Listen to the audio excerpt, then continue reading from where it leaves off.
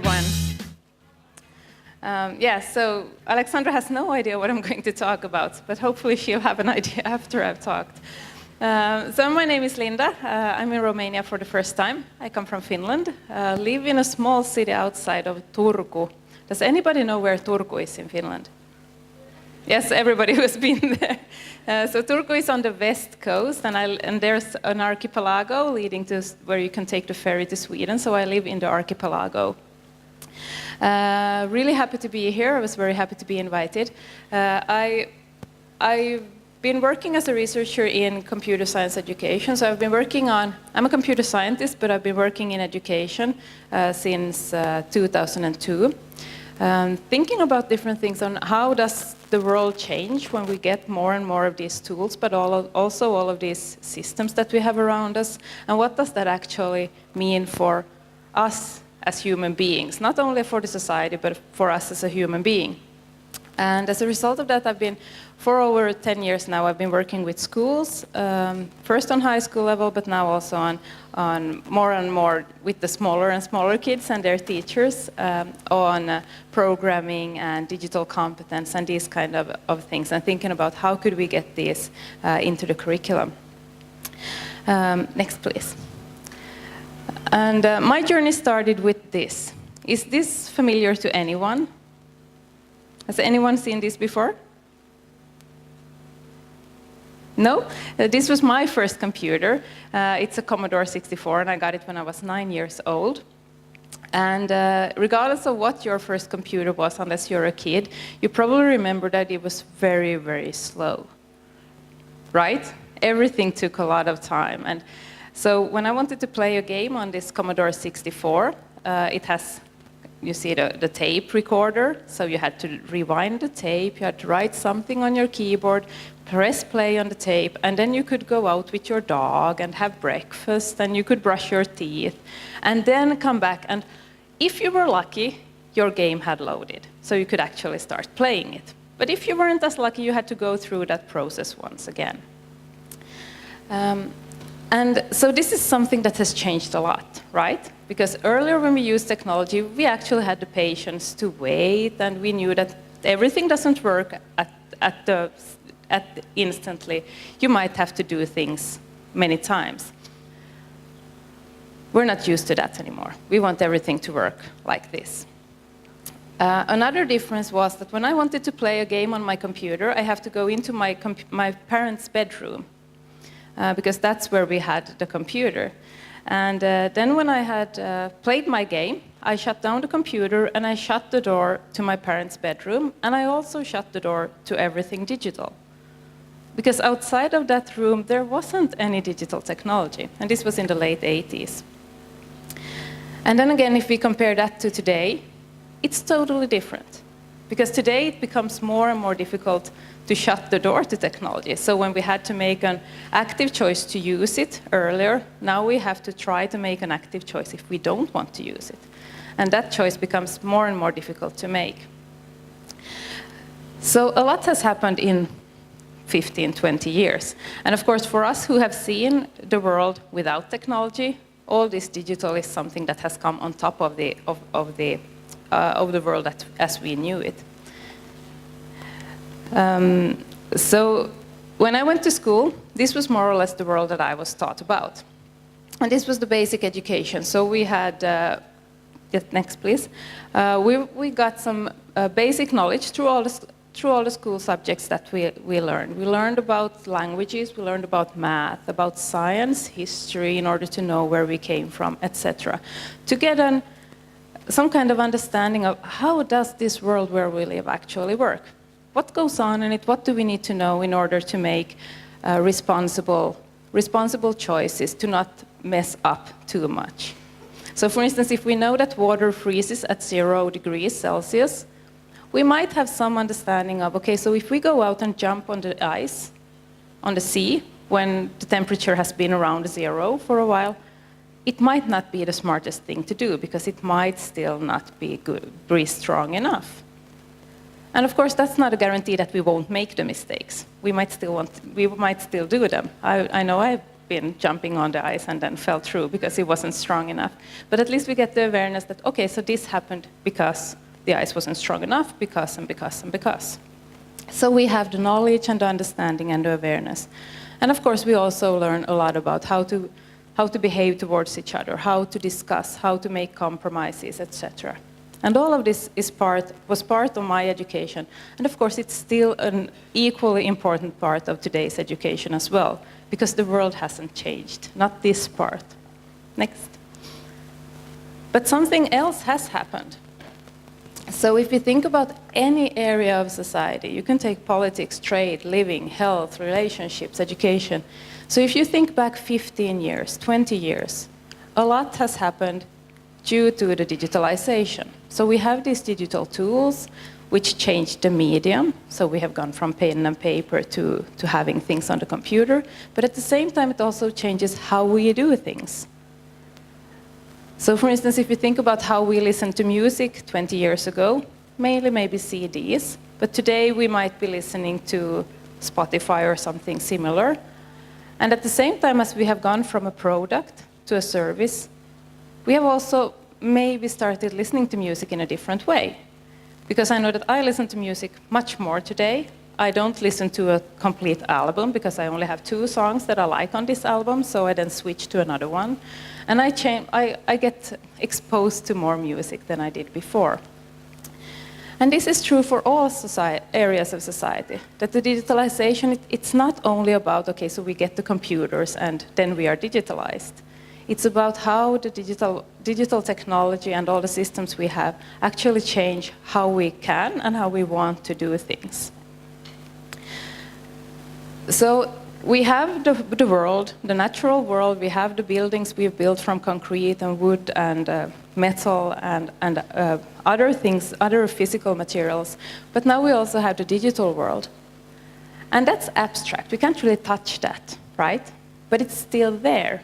But when something's abstract and we can't touch it, it can feel like magic.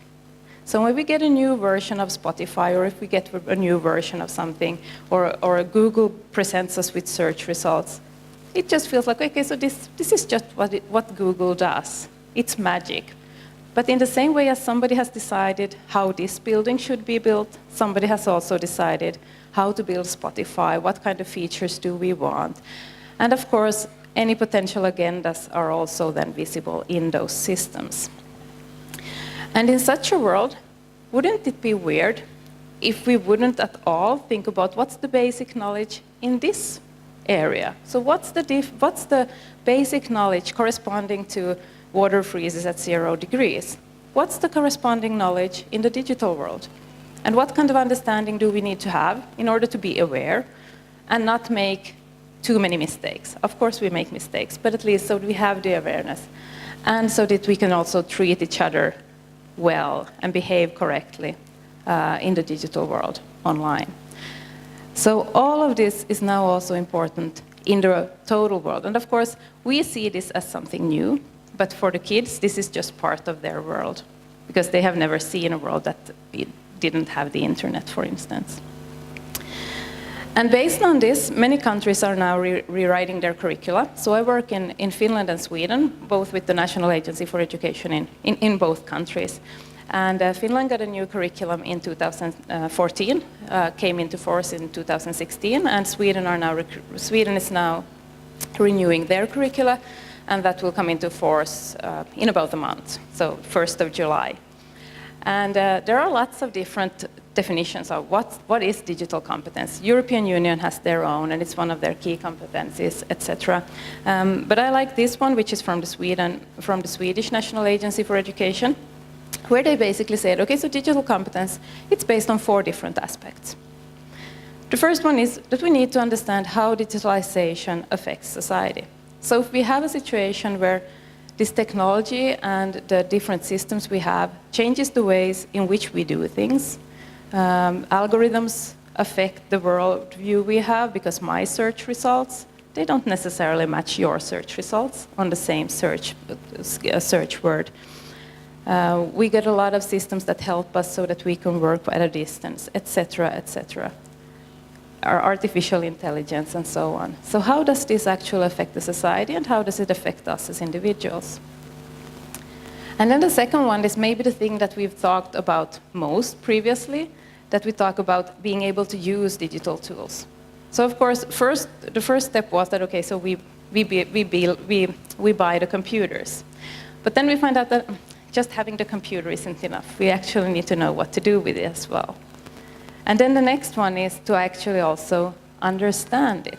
Because today we have so many apps for the same thing, we have so many systems that can do the same thing, that we need to actually understand, so if I want to do this specific thing, which tool or app should I use? So also having an understanding of the limitations and the possibilities.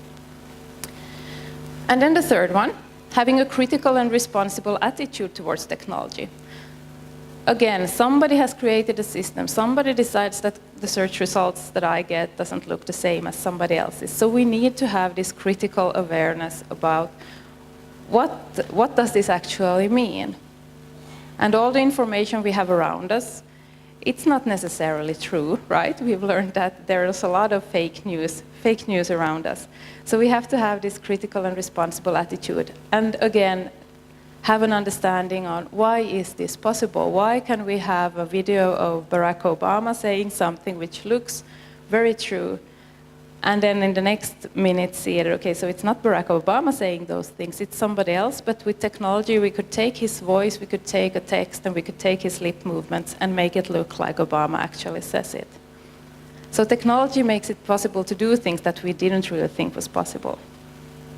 And then the fourth one, which I'm actually going to talk more about here, is about being able to solve problems and implement ideas with technology.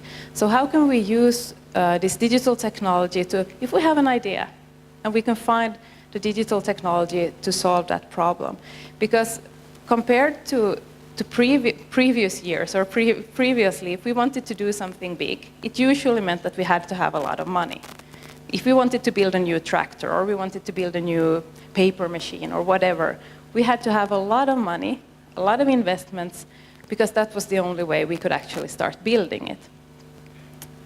But in the digital world, the only thing you need is basically an idea. Because with that idea, and if you have the tools to implement that idea, for instance, using programming, you can build the next Spotify, the next Rovio, or the next big system you have here in Romania. So let's talk a bit more about that one. And of course, part of what we've done as humans is to use new technology to solve problems that we've had or implement new ideas. How many has been bowling? You know, throwing the ball and then the pegs go down. Yes, some of you. And the pegs, they come down automatically, right? All of a sudden they're there again, although you did the strike and then, oops, there they are. Nobody's there putting them up, right? But earlier somebody actually was. So we could have had kids there getting all of those up for us to go throw the ball again, and then that would go on and on. Of course, we don't have that anymore because we have solved the problem with technology. Before we had alarm bells, if we lived in the city and we didn't have roosters there, somebody might have the job of actually going and knocking on people's windows. Not maybe the safest job, in the sense if people are tired in the morning and you come and knock on the third floor window, but still somebody had to do that.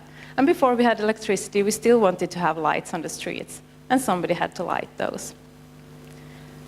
And these are things we take for granted, but these are also, we take for granted that we don't do it like this now, but at some point this was also human labor in a sense. You've probably all heard this quote by Henry Ford, that you can have any car, you can have your car in any color as long as you want, as long as it's black. So this was the start of the assembly line, when you actually you could have a car, and the idea was that, okay, so it's a car. Why would anybody want a specialized car, right? It can take you to place A to B. Well, that's my idea of a car still today, but it can take you from place A to B. Who cares what color it is? Do you have any idea why it was black? Why did they want it to be black? Because if you have the assembly line, it builds on the idea that everything takes a given amount of time, right? And everything goes forward at a certain pace. Black dries fastest. So if we then put a lime green color or a pink color, that will mess up the system, because then it won't be an assembly line in the same way anymore. Of course, they changed it later. But this was the example of a mass market idea where you could have somebody designing the product, you had somebody else producing it, and then you had somebody else consuming it. And this was the case for a very long time. But how many of you today have a cover for your iPhone, for your phone? Some kind of cover for it? Is everybody's cover black? No, because you have a black one. Well, mine is white, and I have a pink one. How many have several covers? Yes, we might even have several, and that's because we don't necessarily want the thing that the next door neighbor has. We might want that special, special thing that makes it look more like us. So we have something called, next please, market of one. That who cares if we solve a problem for everyone? It could also be something that only I need, or it could be a product that only I care about. So we can have the same person being the designer, the producer, and the customer. We don't have to have several people involved if we don't want to. If I have an idea, I can produce it, and I can also consume it. So this is an example. This is a microbit, the black thing in the middle. This is a project we've done at home with my kids. They were 6 and 8 at the time. And they had a very concrete problem. Their parents ate their Saturday candy. And then they came to us and said, we have to solve this problem. We don't want you to eat our candy anymore. And then they knew that, well, we have a lot of these things at home. So then they said that they've thought of using this then microbit to build a candy alarm. And the microbit is kind of, has anybody used the microbit? So it's a platform now that it's introduced in education quite a lot. It comes from England, so there they hand it out to all 11, 12 years olds. Denmark does the same thing now, and quite a few schools in Finland and Sweden use it as well. So you can program it. It has lights, so you can you can have it to have sounds, and then it has sensors built in. So it has a light sensor, it has a compass, it has an accelerometer, so it notices if it moves. So then my kids had decided, okay, so we want to use the light sensor. Because so if I have candy here, and then my hand, mom's or dad's hand, comes like this, what happens to the light level when the hand gets closer to the candy? It goes down, right? So then we together, they had the idea, they came to me, we sat down and we programmed this so that when the hand comes down, the light level goes down, and then this will start beeping and blinking. And they were so happy, because now we wouldn't eat their candy anymore. Except for a couple of days later, they came up to me and said, it doesn't work. Because we live in a house with a basement. And in the basement, we have a toilet, and the toilet doesn't have any windows. So they said, you just bring the bowl and take it down to the toilet, and then you'll eat all the candy there, and then you'll come out. I'm like, okay, so we need to come up with something else. So then they decided that should also react to if you move the microbit, so that it also reacts to that one. Let's see if we get the video. No, okay, so back up. There, okay. Oh, now we get the video. So it's not a very loud noise, so it's not scary in any way, but that's the way it starts blinking and then it starts having noise. And of course, this wasn't a problem. This wasn't a solution that we would start selling to the world, because nobody would buy it. But for my kids, this was a big solution to their very big and very real and very urgent need of protecting their candy. And I think this is the idea when we talk about programming, for instance, in schools, which we're now doing in Finland and Sweden and many other countries as well. It's not about getting people to become programmers. It's not about them meeting the needs of the industry. It's more about giving them the tools to actually see that, hey, if I have a problem, I might be able to solve that problem. I might not be able to do the programming myself, and I might not be able to have all the tools myself, but I might find friends around me together with whom we could actually solve the problem. Now I have no idea what the time is. How many minutes do I have left? 8. 5, 8. I'll take 8. Sorry. 8 sounds better than 5. Thank you. So let's just do an experiment. Everybody knows what this is, right? It's a toaster. Has anybody just bought a new toaster? No, they don't break too often. But say that you would have to buy a new toaster and you go to the store and then you start, where are all the Wi-Fi connected toasters? Is that a question you might have? That you would like to find a Wi-Fi connected toaster? No? So you haven't missed the smart toaster. You know, we have a lot of smart things now. And this is something that's actually happening. So I have a smart toothbrush. I didn't know it was smart when I bought it, but it's connected and it's kind of good because I brush my teeth much better today. But so we are seeing more and more of these regular things being connected to the internet. So we have smart TVs, we have cars that are connected to the internet, we will have clothes connected to the internet. And we can think this is a good idea, or we can think it's a stupid idea and totally unnecessary. But regardless of, we will have the situation where we'll have smart toasters in the store where we go there. This talk about the Internet of Things, the idea that we will have more and more of regular products being connected to the internet. So I'll give you. Nobody has missed a smart toaster. So if I were to come here and start pitching a smart toaster, I wouldn't get much money from you, right? No. But so what kind of features would you like to have in a smart toaster? You can talk for half a minute with your neighbor and think about what features would you like to have in a toaster that you could connect to the internet? You could steer it using an app, or it could talk to other things or something like that. This is a task that's very fun to do with kids. Grown-ups, we're more in this box. Kids think more outside of it. But think about it for half a minute. What kind of features would you want to have in a smart toaster? You would like to have your picture on the toast. Okay. Anybody else wants their picture on the toast? No? But maybe Donald Duck or somebody else to get the kids to eat the bread better. Yes? Inspirational quotes on the bread in the morning. Yes, perfect. No burnt toast. Because we all know that if you have this mechanical one, you have your perfect place, and then your husband goes there, and he starts messing with the grate, and then it takes you ages to find the perfect toasting grate again. Yes? Animal on it. You would like to have an animal, a cat? Yes, or any animal. So you would like to have pictures, texts, and yes? Play some music.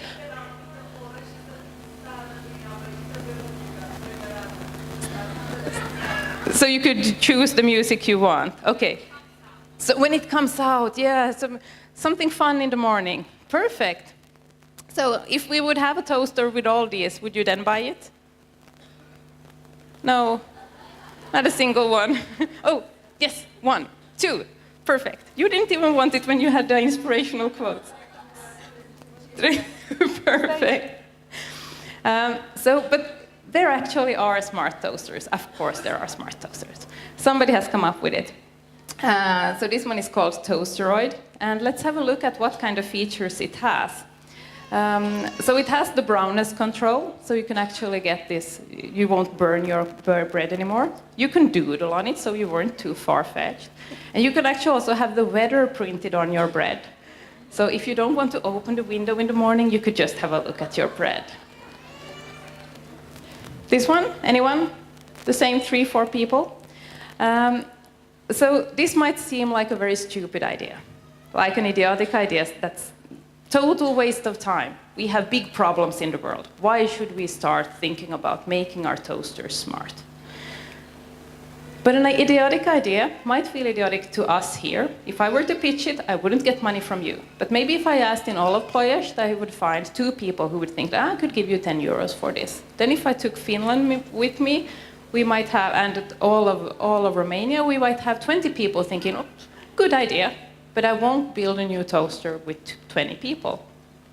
But the thing is, with the digitalization, you're not restricted to your local area anymore. So this particular toaster received $187,849 on Kickstarter, a crowdsourcing platform. anyone, anywhere, regardless of if you live in a small, small village somewhere where you barely have an internet connection, if you have the idea, you can present it to the world and you can actually have the world help you implement it. And that's something we haven't seen before, because this gives the opportunities to so many more people than we ever had the possibility earlier.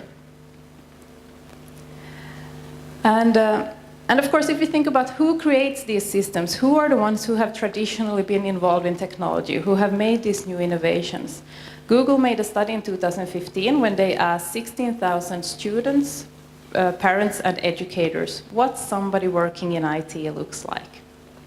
And this was the result. A white man with glasses. And of course, that's not a problem per se, because they obviously create good systems because we use them.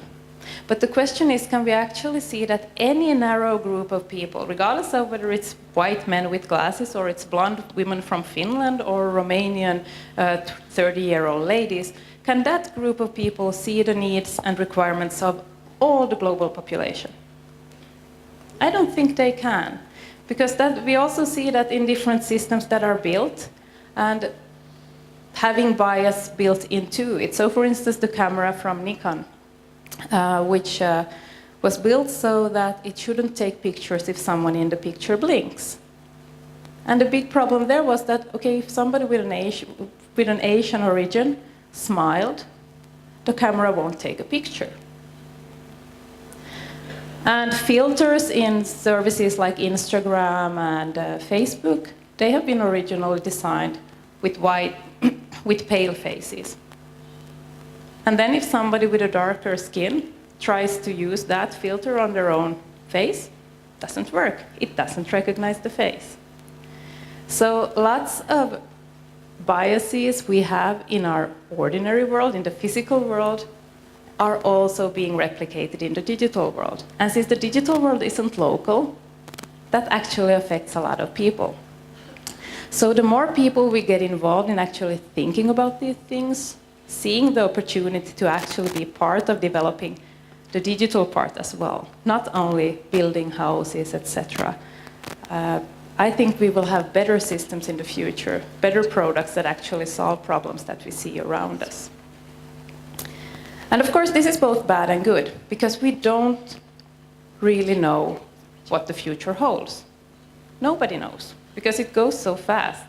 And Kevin Kelly has written a book called The Inevitable, so if you're interested in these kind of things, I highly recommend it. And he says that we're all endless newbies, because we won't know, we're always running after the train, because the train is going. But the good thing is that we're all in it together, because nobody actually knows where we're going. So it doesn't matter if you're a computer scientist, or if you're a teacher, or if you're a teacher trainer. The only thing you can do is try to think ahead and think freely and try to foster, let's see if I have these ones, creativity, curiosity, helping people. Ask your kids, what would you like to do if you could make a smart toaster? What would you have it do? Learning to fail is important. In Finland, when I was a kid and went to school, I didn't really want to fail. I didn't want to make a mistake, because we had the grades and everything. But in today's society, it becomes more and more important to also accepting to fail and learning to fail fast, as they say. So you know when you should stop an experiment and then do something else instead. And then, of course, the SISU as well, that you don't give up. And with that, one more. There you go. And with that, I say thank you. And if you have questions, please let me know. Thanks.